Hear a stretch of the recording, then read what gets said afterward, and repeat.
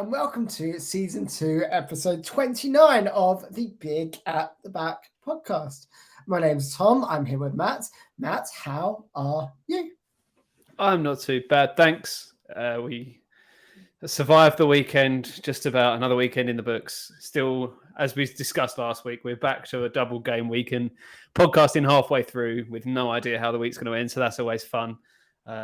In my weekly Sunday League update, a 3-1 defeat yesterday morning in very windy conditions while I was trying not to shit myself because something that I ate on Saturday night when we were out did not agree with me. So that was not a pleasant experience. Yeah, How are you? I mean, I can't say I felt too wonderful on Friday evening, Saturday morning either. But I've got to admit, shitting myself wasn't really on the cards. I ran 30K. Is it Saturday or Sunday? Yeah, it's Saturday. I ran 30K on Saturday in prep for my marathon in just under 3 weeks' time. So, yeah, after running for ages, I didn't feel great, but I can't say whether that was down to the food the day before or just the fact that I was running in very cold, windy, rainy weather. Just don't run. Simple. Well, you're in goal, you know all about that, so not really much. As little as humanly possible. And if ever, that should be engraved on your tombstone, just as little effort as I possibly can. Yeah, it's the title of my autobiography right there. So this week on FPL, Matthew Higgins was on his free hit as we discussed and organised on the last podcast. So I think I speak for both of the listeners when I ask, how is it going? Bang average. Couldn't be more average if it tried. 47 points, which is the game week average. Obviously, players still to play. It's actually funny to note that I just worked it out. If I had stayed with my team from last week, I'd currently be on 48 points. But I do have 6 players to play again. So I should end up with more points than if I didn't free hit, because if I don't, something has gone horrendously wrong. But yeah, so far, Raya in goal with 3 points. A back 3 of me, 2, Trent 2, and Estupinan 1. So a really disappointing back 3 there. Annoyingly, I was so close to starting Trippier over Trent on Saturday morning before the deadline, and I just couldn't quite bring myself to make the change. Midfield of McAllister on 7, Rashford on 3, and Mitoma captain, so 6 doubled up to 12. I should get Trippier off my bench, though, shouldn't I? Because Salah got 0. That's how it works, right? No? Damn. And then a front 3 of Darwin with 2, Tony with 2, and Kane with 13, carrying the team through a little bit. It's a good job. As one of the players, I mean, you did mention about 18 single game week players that were worthy captain options last week. It's good to see at least one of them got some points. But yeah, so that's me so far. Like I say, 6 players still to play. So hopefully we can push on, because currently it's red arrows. But with any luck, I can turn those green with the next couple of games. What about you? Can I also say that your number one choice for captaincy, until I talked you out of it last week, was Rashford? So actually, I think I've helped you out quite a bit here. That's Casemiro's fault, though. That is Casemiro's fault. We'll get to that in a bit, maybe. Can't wait for Mitoma and McAllister to both get red cards in the first minute of the next game, just to make sure you don't get to where you would have gone otherwise. They just rotate, play a completely different 11. None of them get on. So my week, I am also on 47. No Kane, but like you, I had Mitoma captain, but Odegaard and Haaland making up the difference for me. I've still got 4 left to play in Captain Mitoma, then Jensen, me, and Ivan Toney. Ben White on my bench with 6 points, being a little bit annoying, but I think while you've used your free hit this week, we're approaching a game week where lots of people are actually planning on using their free hit because of the massive blank game week coming up in game week 28. This is a result of the FA Cup fixtures, and it means that there's quite a lot of teams that aren't playing this week. So I think we first start with who are the players we absolutely must be having at the moment for this week in FPL. Yeah, I think so. Obviously, if you're free hitting, this is that big week where people will be trying to make up points. We'll just say quickly, the teams not playing are Brighton, Fulham, Liverpool, City, United, and West Ham. So Obviously, some really big teams there and West Ham. So I think the first thing you've got to say when you're looking at the teams that are playing is you've got to be tripling up on Arsenal. And it's how you use those which could determine how well it goes for a free hit. Do you go 2 midfielders plus a defender? Do you double up on defence because Crystal Palace have been weak going forward lately? Do you go all the way through and potentially, I don't know, maybe Gabriel Jesus is back in your plans because he was back on the bench this week? That's sort of going to be the hardest thing, I think, to really decide who your 3 Arsenal assets are going to be. Who would you be thinking? Well, I think that's worth talking about because I'm planning on dead-ending my team completely, having 11 for this week and just completely dead-ending it, then wildcarding into 29 because looking at my team, there's a lot of players there that I just don't want to have that I can't sell because of the week that's just gone and the week we're about to have.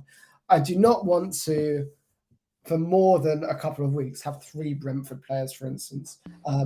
Ideally, there's just too many problems in my team. I'm going to be able to get 11 without taking a hit for 28, so I'm going to be wildcarding. So in that sense, with that in mind and my strategy in mind, Gabriel Jesus is going to be one of the first names on the team sheet for me. He's going to be back from injury. He's probably going to take a game or 2, which is what this is about. But for 29, I'm bringing in Gabriel Jesus. However, I think it's a different proposition if you're free hitting in 28. Now, Arsenal at the moment, with Thomas Partey back, look brilliant defensively again. If I'm free hitting this week, I'm bringing in Aaron Ramsdale as the first name on that team sheet. I think as a goalkeeper on a free hit, Aaron Ramsdale is brilliant. And after that, I think the pick of the bunch for the defenders is Zinchenko. Yeah, Gabriel has probably got more goal threat, but Zinchenko creates more, and he's more often in the bonus points. And if Arsenal keep a clean sheet, he'll be up there right at the top of the bonus points. So I think Zinchenko is a more consistent and reliable way of getting points. So those are the first 2. The third, take your pick of the midfielders: Saka, Martinelli, Odegaard. I don't think you can go wrong with any of them, but I think the way to go is for a free hit, 2 Arsenal defensively and 1 in the middle.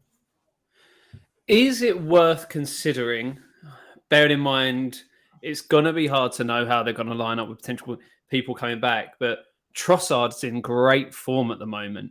Is he worth, if on a free hit, as a 1-week punt, because I think it might be early for Jesus to start. I think we could still see Trossard starting. And the form that he's in at the moment, I think he's seriously worth considering. I'd argue this for Trossard, for Jesus and Martinelli.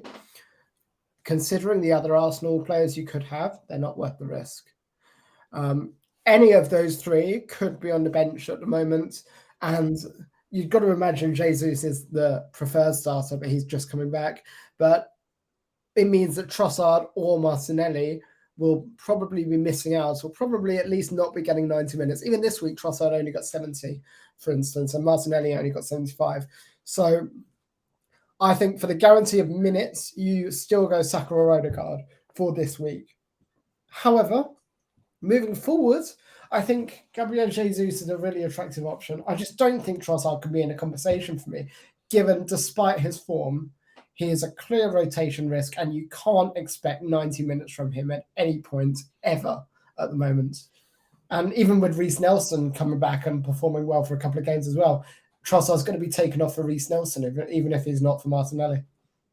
Yeah, that's fair enough. I personally I think the double defence is the right way to go.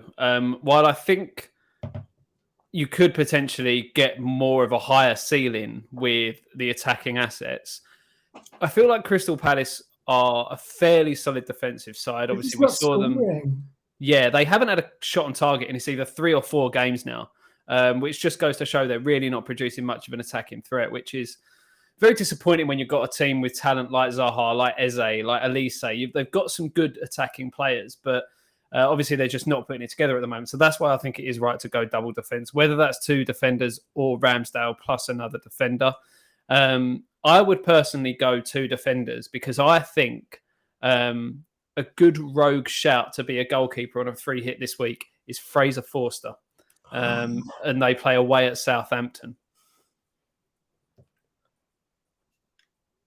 That's bold. I don't hate it, but I don't like it. It's just how we feel about you. If you're going for Spurs defensively, I don't think you go goalkeeper. I think Ramsdale's great for saves as well, so he's got a lot more upside. I think Not if Crystal Palace aren't having shots on target. just because they're not on target doesn't mean Ramsdale won't save them. We know this. He flies acrobatically to make really, really stupidly easy saves. That's not how Opta stats work, though. But that's what makes Ramsdale such a good fantasy asset. So I think Ramsdale is the pick of the bunch for goalkeepers.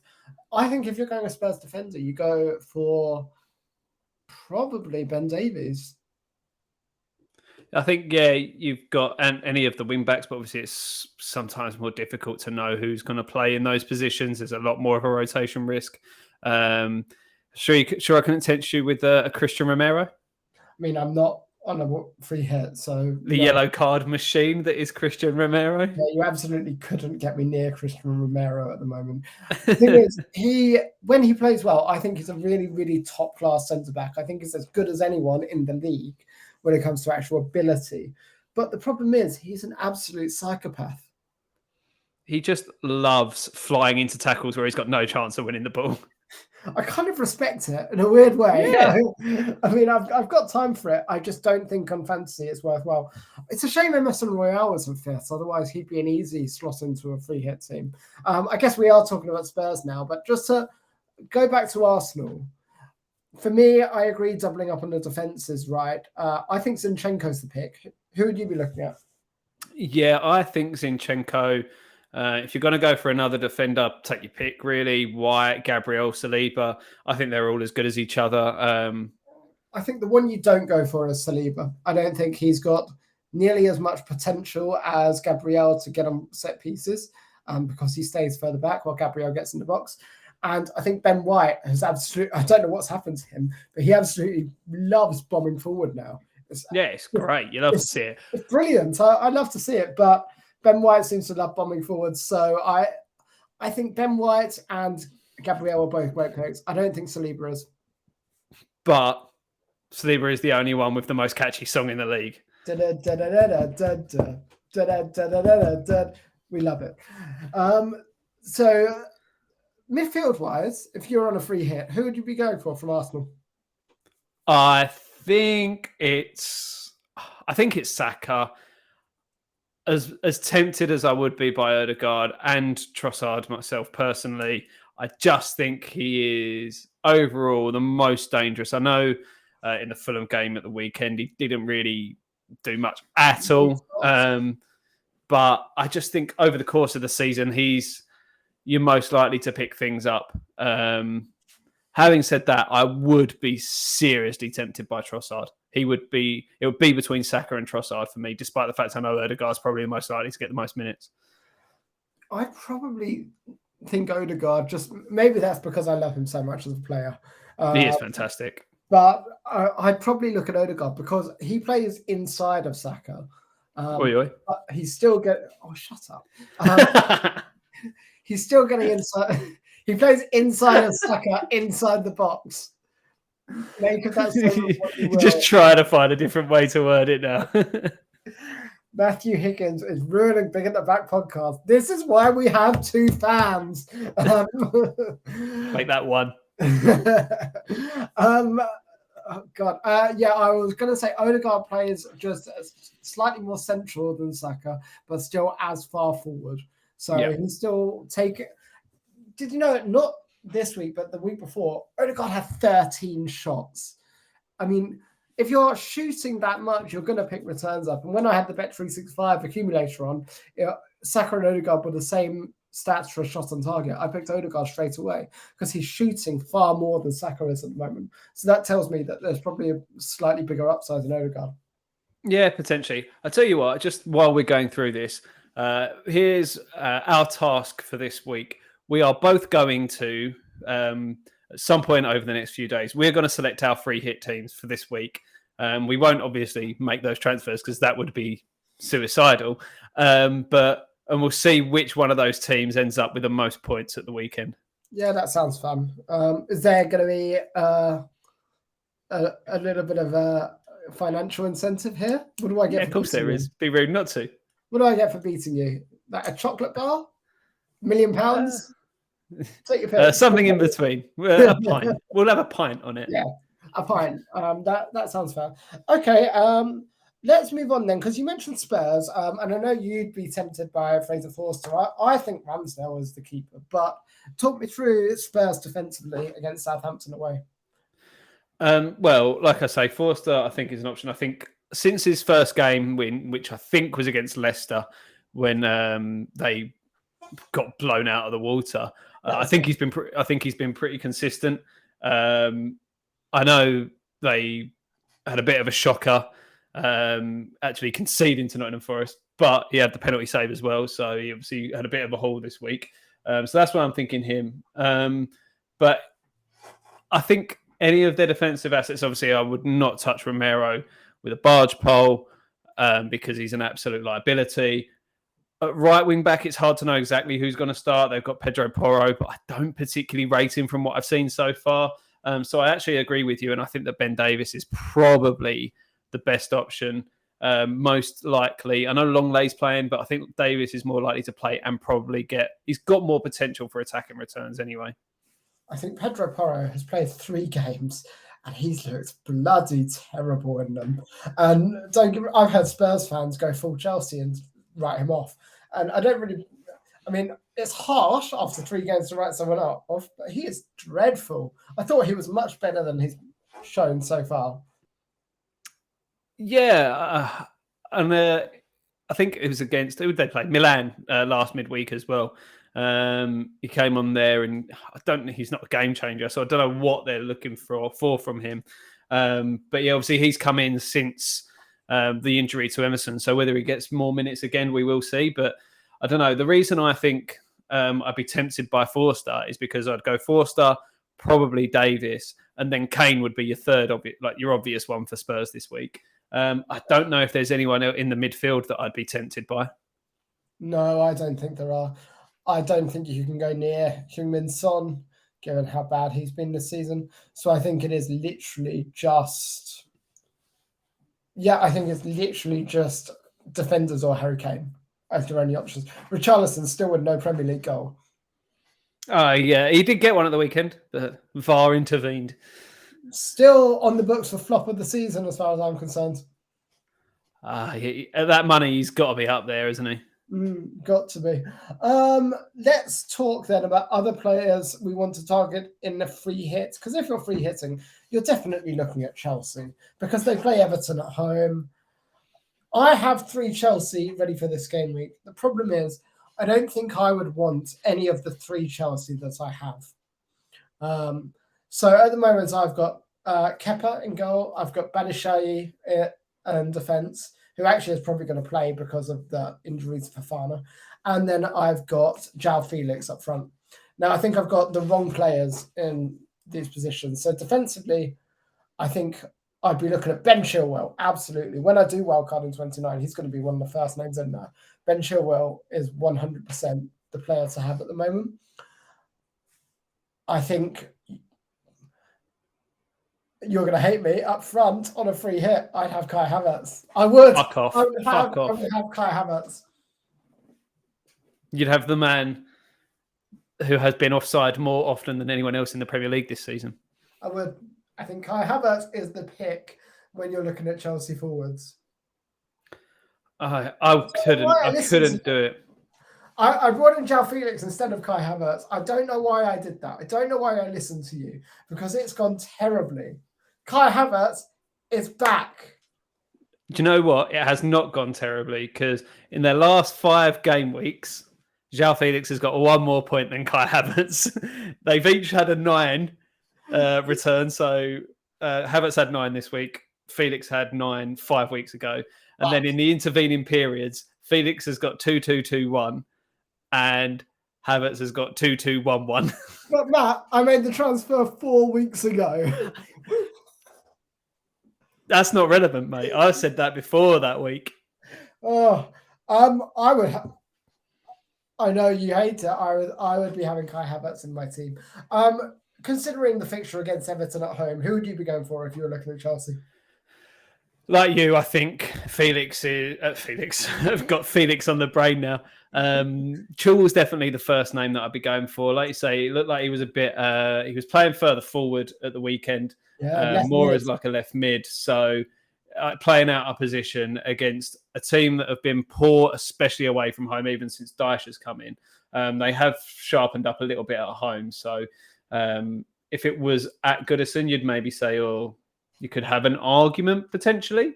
But so yeah, I would definitely have Chilwell in there. I would have Felix over Havertz, but I think you'd have one of them if you're free hitting this week. And there's 0.1 difference between them in terms of price. So, and let's be honest, price probably isn't going to be a factor in this free hit because a lot of the premiums are not playing. So you can pretty much have whoever you want. And then, like you say, a lot of people have got. You might go Kepa, but again, there's other good options out there in terms of goalkeepers. I would probably go for another defender. I don't like any of the midfielders. You could maybe make an outside argument for Enzo Fernandez. Reece James, can I tempt you? No, he's dead again. If he was fit, I would definitely have him in for this weekend and be very disappointed. Yeah, because he'd absolutely get taken off for 59 minutes or something, wouldn't he? Something like that, yeah. The problem is at the moment, who's playing for Chelsea defensively? Like, I'm just double checking the last game actually because Koulibaly got an assist. Koulibaly did get an assist. You're right.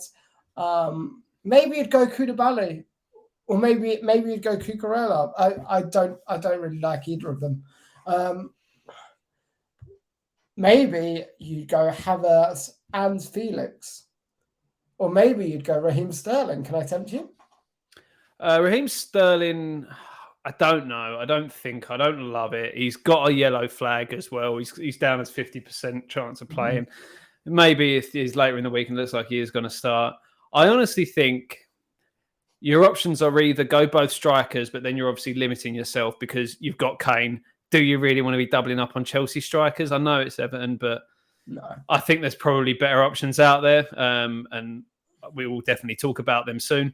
So I wouldn't be using two striker spots on Chelsea. So I would say maybe my third would be Enzo Fernandez. Got an assist at the weekend. He is a creative player. So if I was forced to pick a midfielder, it would be him. I'd go with two. I wouldn't have Enzo Fernandez. I would rather actually go treble up on Newcastle and have Ulmer on. But then Almiron didn't start at the weekend. Is he guaranteed to start? They went with Isaac, St. Maximan, and whoever was on the other side. You're giving me an excuse to have Alan St. Maximan, then I'm taking it. Yeah, do it. Especially on a free hit. I love Alan St. Maximan. Are you kidding? Like, Alan St. Maximan would be in my team 100% if I had the opportunity. Against Nottingham Forest as well. Like, that's gold dust right there.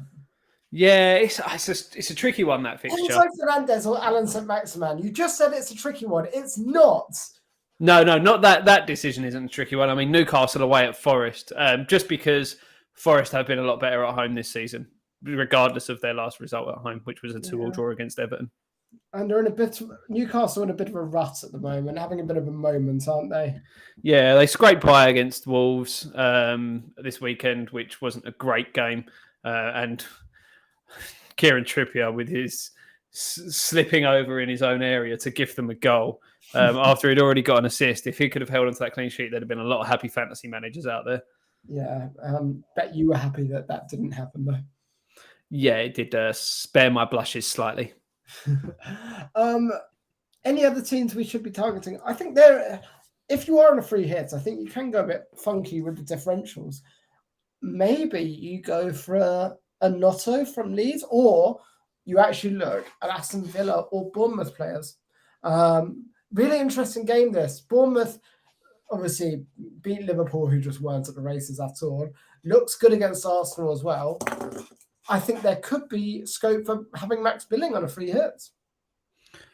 You've got like several options. I wouldn't be getting anyone from Bournemouth in. I think that's a level that they won't be able to keep up, and especially away from home. I just don't fancy him. I think your other options, you've got that third striker spot. Watkins. You've got Watkins, you've got Tony, who's still an option as well. They play Leicester at home, and Leicester are obviously a bit leaky defensively. Iheanacho. If you're feeling funky, he didn't start at the weekend, so that's another issue. Daka started. Chris Wood Leave. Against his old club. It's written in the stars. Is there an argument for Johnson from Nottingham Forest? His form has been very good. I'll be honest, he's on my list for wildcard 29. I think he will be taking a striker slot. He's really cheap.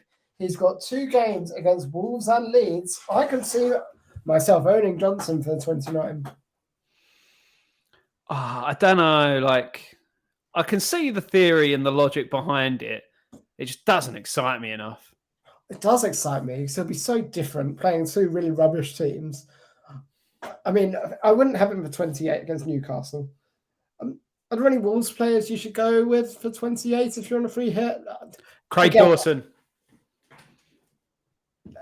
No. The man, the myth, the legend. It was a loaded question. The answer is just no. I think you could easily get a Wolves defender in there for the sake of it, just because you've got to fill these spots with someone. Yeah, I'd probably rather a Brentford defender, to be honest, but we'll wait and see. Are you looking at James Maddison if you're on a free hit this week? I'm not sure. I think if you're on a free hit, you're looking at him. He's always an option, isn't he? Let's be honest. We know he's a great player. He is coming back from another spell on the sidelines, so it might take him a little bit of time to get up to speed. It'd been interesting. I mean, I didn't see a lot of the game at the weekend against Chelsea. I know they were down obviously to 10 men right at the end of the game. If only we had some sort of program where we could watch and get in-depth analysis on football with people that know what they're talking about. That would be lovely, wouldn't it? It would. If only such a program existed. You know who a great host would be? Who's that? Nigel Farage. I've heard he's really good on the right wing. Excellent. Well done. Did you see the GB News version? It was quite incredible.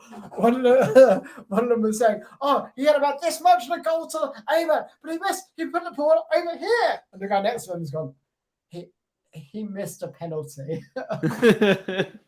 It was quite incredible, like how dreadful it was. I think there's someone on Twitter, Marina Perkis, done a 1 minute 30 compilation of it, and it's worth watching just to see how terribly awful it was. You know, they didn't have rights to show any of the football, so it's just a couple of right-wing lunatics commentating on it. It's incredible. Sidetrack. Yeah, we got a little bit distracted there. Sorry, I'm just such a big fan of GB News. What can I say? It is fantastic. I think as far as free hit teams go, that's probably all you're looking at. I don't know if there's any more you would... Isaac? Is Isaac a bit of a funky fun pick? I think he is an option. He's another one. And I'll consider him on my free hit, on my wild card.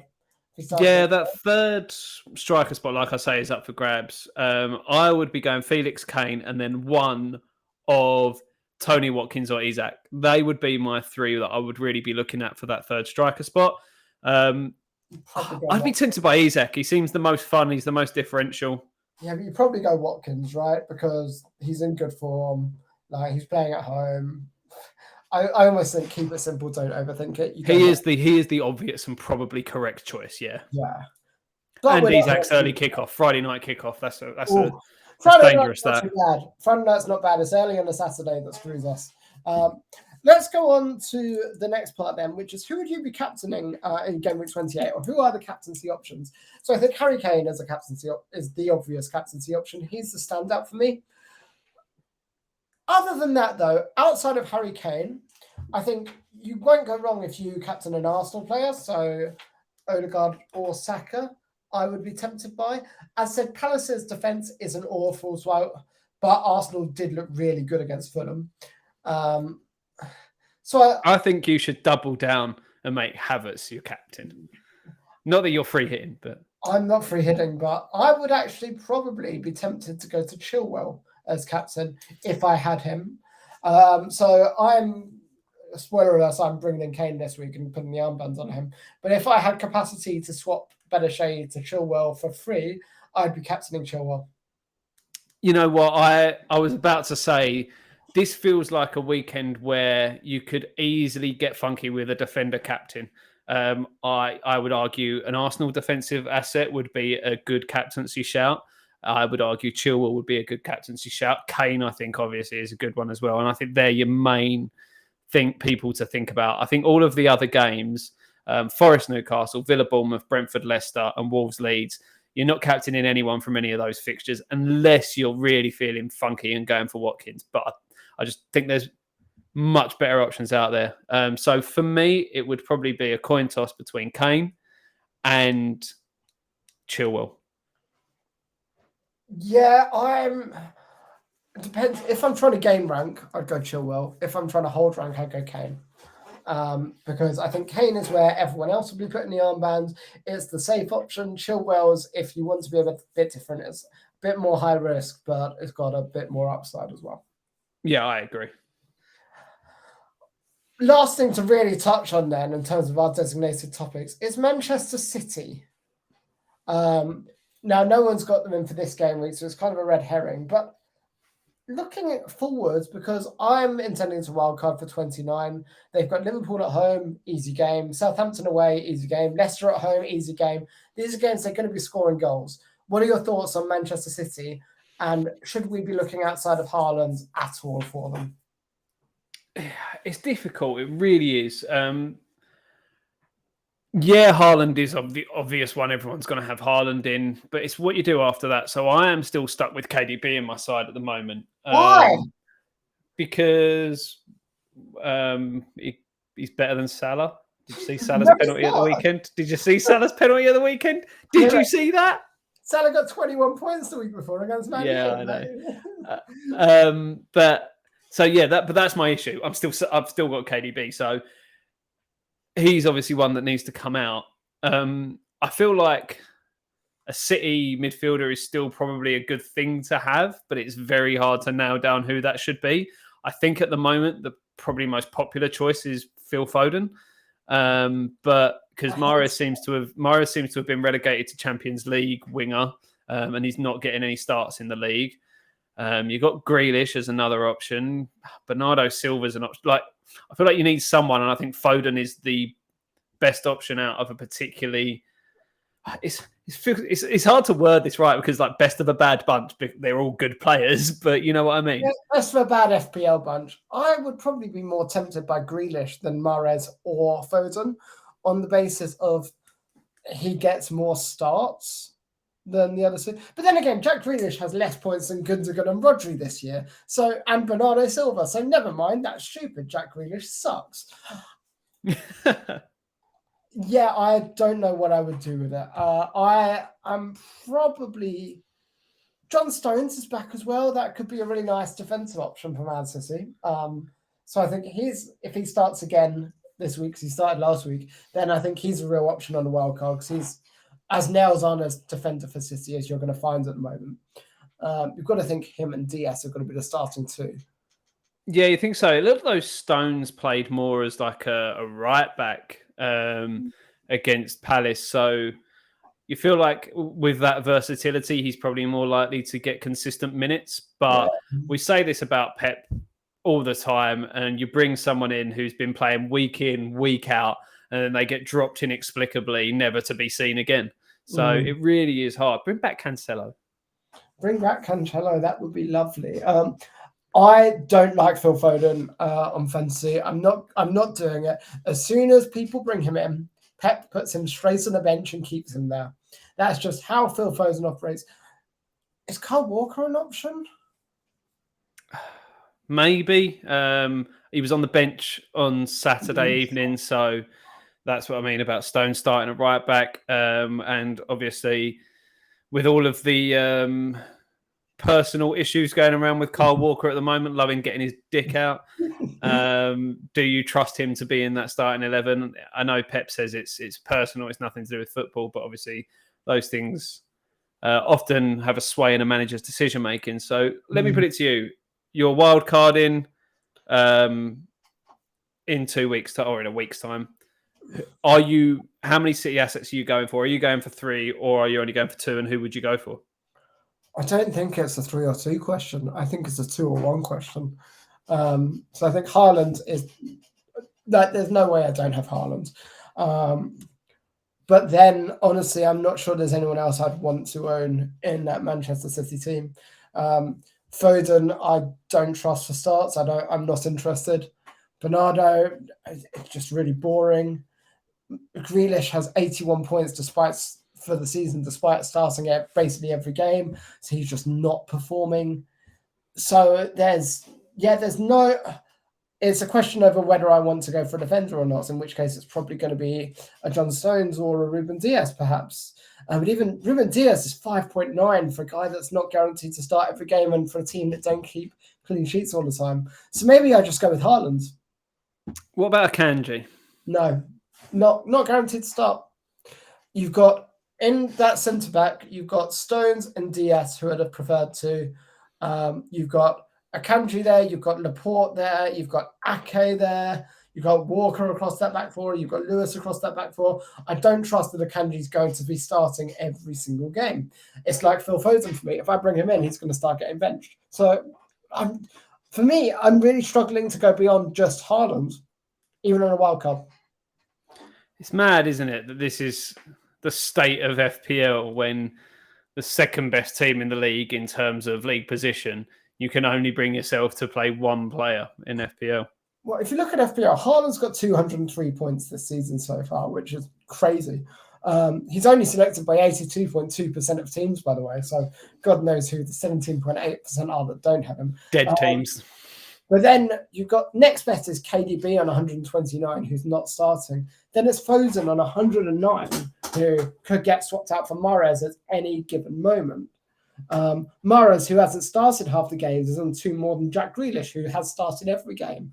So I don't think there's a good second option there, especially in those midfield slots that you've got loads and loads of good options with all the Arsenal players that we mentioned and everything like that. So I'm just, put it this way, if I'm looking at all of the Manchester City players, Andreas Pereira has more FPL points at a price of 4.4 million than any Manchester City players bar Haaland, KDB and Foden. Andreas Pereira at 4.4 million. And it's for that reason. And Foden's only got 9 more points than him on the season so far. So I do not want to go near Manchester City outside of Haaland and maybe a defender. Fair enough. I will probably double up when I wildcard. Then it's just an issue of do I triple up? Because it's really hard to know how you're going to build this team.